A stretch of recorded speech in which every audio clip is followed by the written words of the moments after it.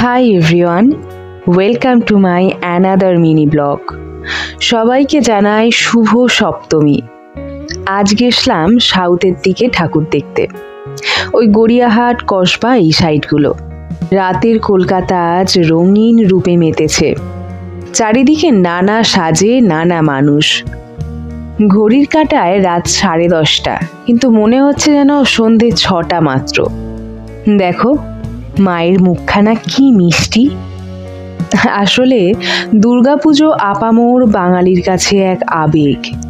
সেই আবেগ নেমেছে আজ রাস্তায় নানা সাজে।